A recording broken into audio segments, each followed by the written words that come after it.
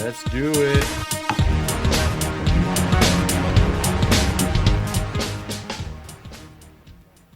Yellow, yellow, yellow. You're listening to the Ordinary Radical Podcast. This is your host, Jonathan Hayashi, and The one and only Brandon Boatner.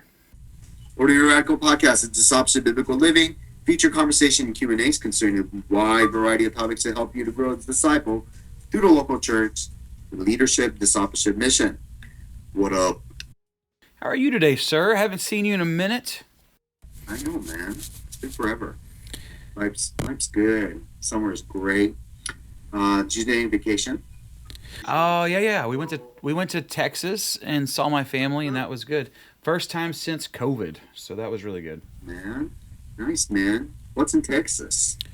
I was born and raised in North Texas, so my daddy's a cowboy, and my mom is a Patsy Cline singer. They're good people. Oh, goodness. So, did you ride a cow? Did I ride a cattle? No. Bull riding, yeah. I almost went bull riding one time, and it didn't work out, so I didn't do it. That was not your calling. It wasn't my calling. And every horse I've ever ridden, I've been thrown off of, for worse or worse. So not good. I wouldn't recommend that for me. But enough about me. What is our question of the day? What are we talking about today, Mr. J? So real quick, I guess a lot of students come to us and they ask, you and I went to get our masters, and obviously we got our doctorates. But sometimes people come and ask us, like, should I go to seminary? Should I go to Bible college? So I guess we're on a trustee now, and we've seen both sides. So I just want to throw that out, like, people are thinking about seminaries, people are thinking about ministry, thinking about, should I consider it? Should I go? Yeah. So I guess we can just kind of dive in and talk about that. Yeah. So the question is, should I? And that's going to be different for everybody, right? It's not a one-size-fits-all thing. Ministry is not that way. And you can learn a lot in different ways. Like, yeah, I went to seminary, but I went to seminary, at least at the beginning, was for counseling, right? And so a lot of the theology that I really learned my theology just by opening my Bible and studying on my own. And so, yeah, I think it's just not a one size fits all. But I'm curious where you're going to go with this. I mean, I'll be transparent. I think the master's benefit is things that you cannot learn. You can learn hermeneutics. You can learn theology. You can learn the Bible through the church. I think the church should be the champion. So I think the real benefit is Greek and Hebrew. I think those original language of New Testament and Old Testament, you just can't really get that outside of a seminary. I mean, you can, but it'd be really difficult. Yeah. Do you know what grade I made in Greek and Hebrew? I don't know. I never had to take Greek or Hebrew. Oh, boy.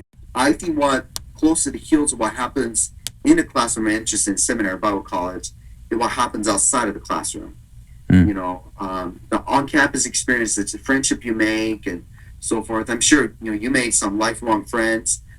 There's something about that you're in it together and studying and wrestling through questions of ministry. But I think that experience, I went to Moody for my undergrad and master's, and that I really cherish. I mean, it naturally flows out of my sermons, of the friendship and companionship I've made. I think that would be, I would say, somewhat of a benefit of going to Bible college and seminary. Yeah. Well, let's think about let's think about a person that says, should I go, and kind of examine who they are. Because I think seminary it's not for everybody. It's really not for everybody. When we look at the Bible, when we think of many of the major leaders, they didn't have a lot of biblical, they didn't have college for sure. Now, we could talk about Paul, and Paul studied under someone, and there was a strong Jewish contention of teaching your children the Torah and things, and so they knew that. And Jesus, well, he is the Word of God, but he quotes the Word of God very often too, and he knew his Word, and so there is definitely this idea of teaching, but you don't have to get that in an institution. What do you think? Yeah. So, I mean, one of the legacy pastors who has served at our church, he served for 30 years but he had no education, but people loved him. He was a great pastor. He was a shepherd, and he knew the Bible, and I think that's going back to you, what you said, Brandon, just about, you don't necessarily need to go to seminary to get these Bible education. And I, my prayer is that one day, our churches would do so well of equipping and training people that we don't have to send our students to seminary anymore. We don't have to send students to go get Bible college. That's kind of like my goal. I want our churches to do so well doing discipleship, that people are so deep in theology and affection for Christ and for the cause of Christ and advancing the mission.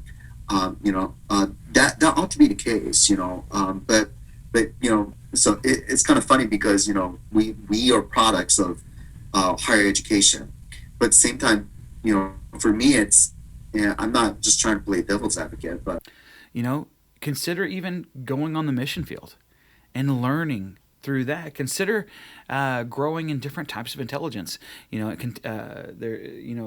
Relational intelligence and cultural intelligence, and as long as you're growing and becoming the person that God desires you to be, I think you're doing something awesome and something right.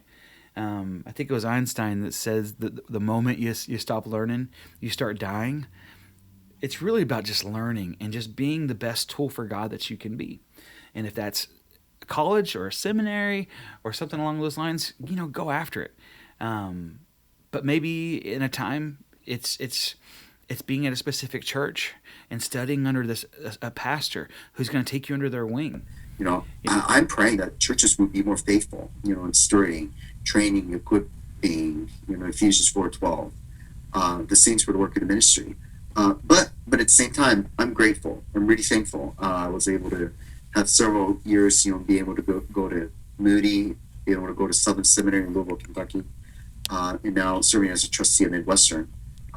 But I do see the pros and cons there, definitely, for higher education. So although we're saying no one has to go to seminary, and there's fantastic pastors that don't, if you're feeling like God's calling me in that direction, it's kind of like when Jesus was telling people to follow him, and there was people that had excuses. Well, I got to go bury my dad first. And Jesus is like, let the dead bury the dead. Stop making excuses. Do what you know God's calling you to do, if God is indeed calling you to do those things. Okay? What would you say then to someone, they say, well, the thing is, I would love to go to seminary, and then there's always going to be an excuse, right? But I don't have the time, but I don't have the right relationships. I don't have a car. What do we say to that person? Yeah, this is where the higher education has significantly changed over the past 5 to 10 years. I think one of the things that significantly changed is the online learning community. That's true.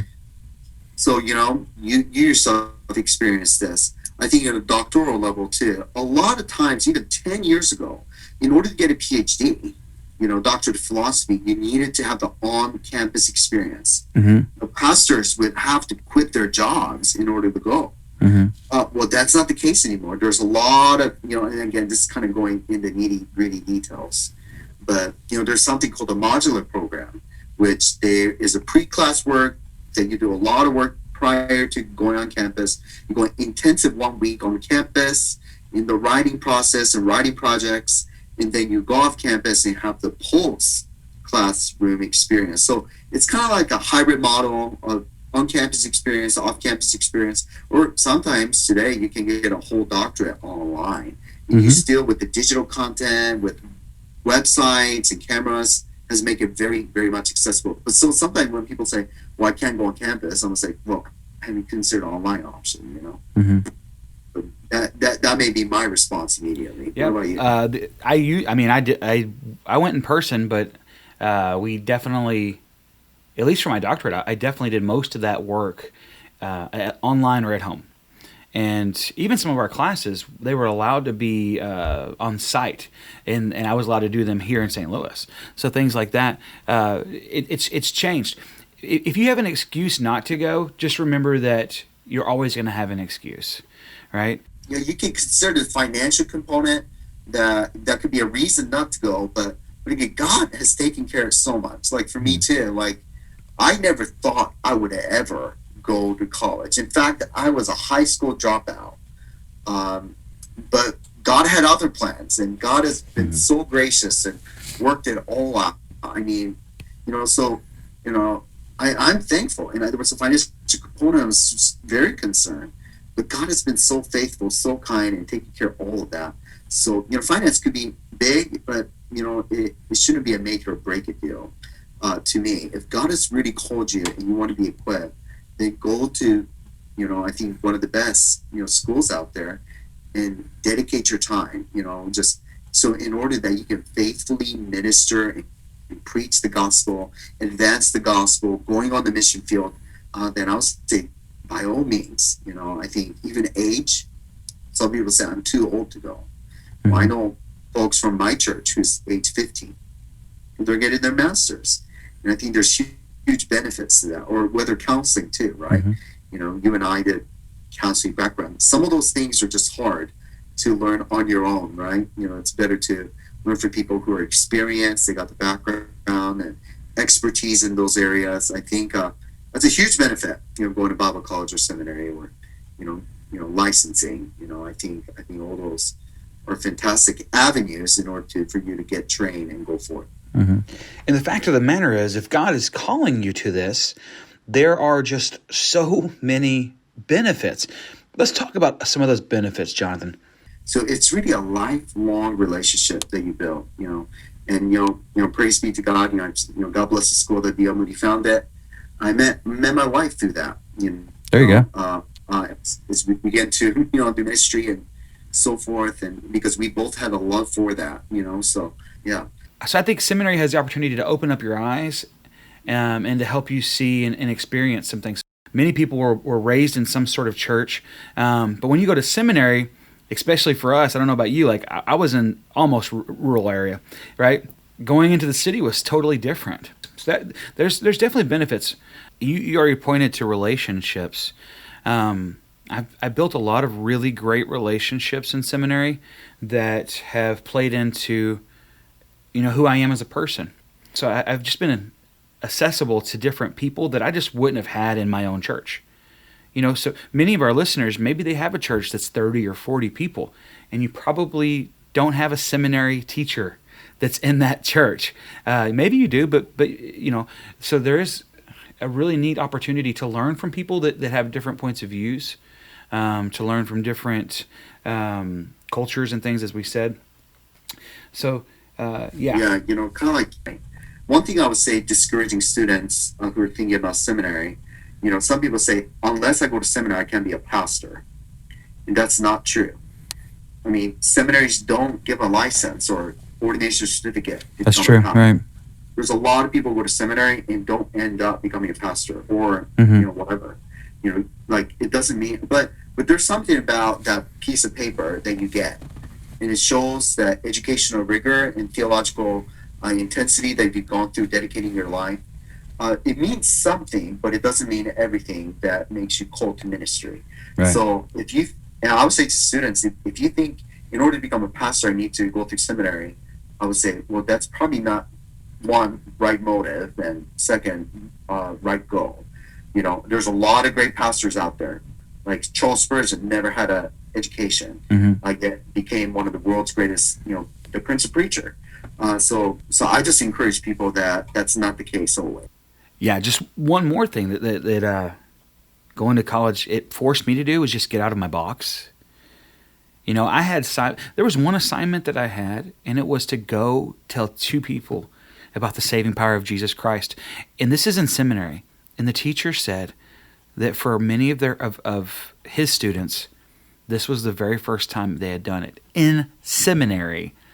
I found that incredibly empowering, having to go because I had an assignment to get it done, and and I did, and I found 2 people. I told them about Jesus, and it created a great response, and so just forcing me to sort of get out of my box, because let's be honest, we don't like contention, and we don't like to do things that don't feel good, but college will make you kind of do those things. Yeah. You talked about that piece of paper. We react differently. You and I both react differently even on that, because I know in your office, yours is framed and hanging up, right? Of course, the things on my walls are pretty much the office related and silliness, but that's just who I am as a person. So, Anyway, as we continue to think about this, I've got a question for you. Like, what should people be looking for in a seminary? Like, is there any criteria? Are there things that they need to be thinking about? Are there things to be wary of? Let's speak towards that end. Yeah, I think there's three levels often, and this is not just seminary Bible college. Talk about there's three: geographical, theological, financial, or educational. Let's say. So one, geographical. Some people can really fit in city life. For international students who are leaving. For me, like I left Japan and came. That's tough. I mean, some people consider state schools. Some people want to leave home and just not be home. I mean, I think that's good. So there's a geographical component. I was like, were you okay with city life? Like, it was good for me because I learned a lot to be independent and learn to be responsible and so forth, and education. Second, I think educational. Like, how much? I mean, like Harvard. Can you afford to learn on that level? And if you can go to Harvard, go for it. But not everybody's level of education can fit that. Does it make sense? And third, I would say the financial component, right? How much can you afford? You want to be $40,000 paying to go to a major school per semester and be in major debt, right? Some people want to, and they can pay student loan. But yeah, I think debt is a huge component financially, scholarship, so forth. And I see all through those levels and say, can you do it? If you can, I would just encourage probably not to do it, right? One thing I do want to bring up is not all institutions are created equal. So if you're looking for the next step for seminary, just know that you need to study them. You need to study their accreditation. What are they accredited through, or are they accredited? I was trying to hire an associate pastor, and several people gave me their resumes, and they went to schools that weren't accredited, and some of them are even diploma mills. And a diploma mill is something that, the classes are easy. The whole point is to get a piece of paper, and it's not on the up and up. There's no accreditation. And so I don't know if you've experienced those types of things, but not everything is created equal. You know what I mean? Some colleges are more conservative, some are more liberal leaning, some look at the Bible and consider it the Word of God, and some look at the Bible and consider it to be more of the ideas of men. And that's a big difference. And so I think it's really important to study where you're looking at, study where you want to go. You're a lifelong studier. You got to be. So you got to know the accreditation. You got to know financially, is it feasible? You got to know about the place, where are you going to live, those types of things. I will say that God does provide.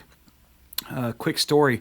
When I was looking at going to seminary, I got accepted, and me and my wife, we drove down to Fort Worth, Texas, and the same day I walked into a restaurant, they gave me a job. We went to an apartment complex, they got us an apartment, and I got everything settled with the seminary. So God provided all of that in one day. I woke up that morning worried and with anxiety, and I went to bed just knowing that God's providence is real. That's the thing when it comes to education and all this. God provides what you need. Do you need a seminary? Maybe. Do you need a college? Maybe.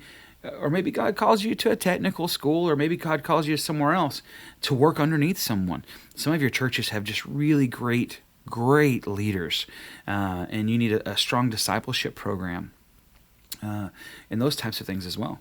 So again, going back to the question, should I consider going to seminary? I would say kind of yes and kind of no, but and again, we're being transparent, about this whole conversation. Not trying to play the devil's advocate or anything, but I just think you need to pray about it, and which seminary, think geographically, educationally, financial components of layers, and I think the Lord will reveal. We can have on our show notes what are some great seminaries that are out there. I think you can look it up as well online that are good and theologically faithful, and educationally has rigorous, great reputations out there. We'll share that on our show notes. So should I consider seminary? Yes and no. I think we just want to be transparent about that. So thank you for those who are listening. Again, if you like our episode here, you can go on our website and find the other episodes. This is episode number 26. That's crazy. We've passed, 25. So we hope to consider to, provide more episodes like this to help you in your leadership and discipleship and mission, and for the cause of Christ, for His glory. If you want to follow us on Twitter, twitter.com/Jonathan Hayashi, and likewise with Brandon Boatner, and give us a 5-star review on iTunes, and hope to hear you guys soon again. Lord bless you. Take care. Ciao. Bye now.